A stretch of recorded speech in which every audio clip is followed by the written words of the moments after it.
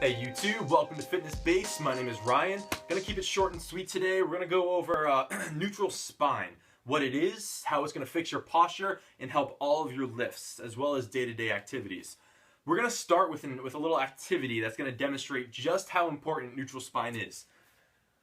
So, I'm gonna start by going into a anterior pelvic tilt. My pelvis is going to tilt forward. We see it all the time. People stand like this. They're sitting all the time, so their hip flexors are tight, and they end up with a anterior tilt to their pelvis. People I work with get this all the time. It's super common. And this would be indicative of a non-neutral spine. So this is not neutral spine. And I'll go into why in a minute, but first, we're gonna do a little activity here. So, got that anterior tilt going on. I'm gonna take as deep a breath as I possibly can with this posture. Then I'm gonna fix it by squeezing the glutes, and then I'm gonna continue that breath when I couldn't before. You're going to see how much more oxygen I can get when I go into neutral spine from an anterior pelvic tilt. So let's start. Bad posture. Take as big a breath as I can. Fix it. See the difference there? Huge difference there. I got about 50% more oxygen once I fixed my pelvis, thus putting me into a neutral spine. So it's going to allow you to get way more oxygen, which obviously is going to be wildly important in the gym. But it's also indicative that I am now using my diaphragm how it's supposed to be recruited when I went into that neutral spine, right? So the diaphragm pulls that pulls the lungs open. So if I could only get this much, it means my diaphragm's not properly pulling down as it could if I was in neutral spine. So first, what is neutral spine? I keep saying this word. What does it mean?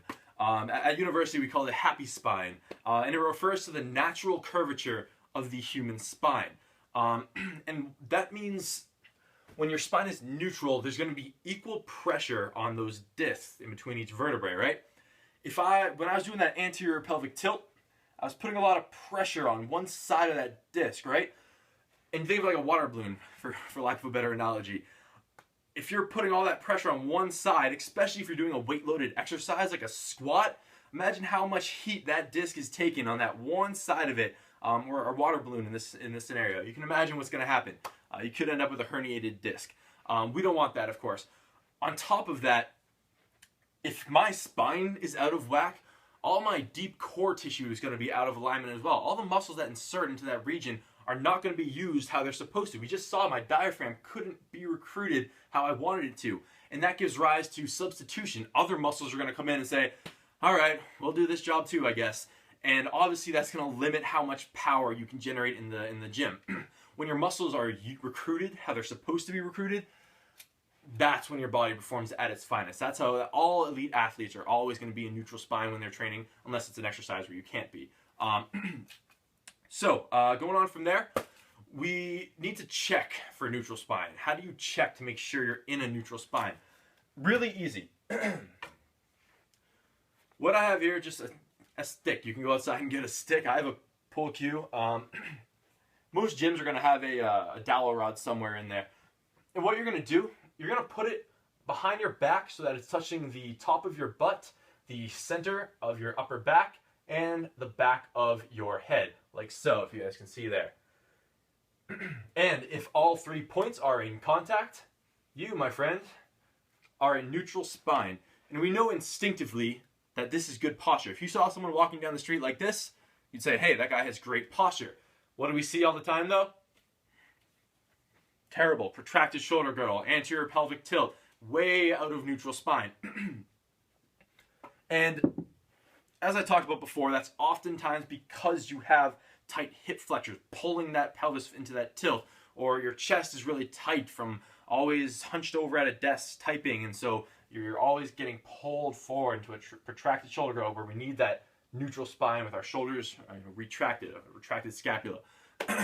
So that's kind of a really brief overview of neutral spine. It's super important. As Gray Cook with Functional Movement Systems once said, if you don't move well, if you don't have good posture, training for fitness becomes training for dysfunction. And it makes perfect sense. If I'm doing exercises with bad posture, a non-neutral spine, I'm going to strengthen that basically imperfection, and it's just going to get worse and worse and harder to fix. So always kind of go into that neutral spine, find a stick somewhere, do it, and take a mental picture. And even when you're walking throughout the day, try to maintain that neutral spine. Get comfortable with it, and then you'll know when you're not doing it during one of your exercises. All right, guys, so that was the episode today. Hope you enjoyed it.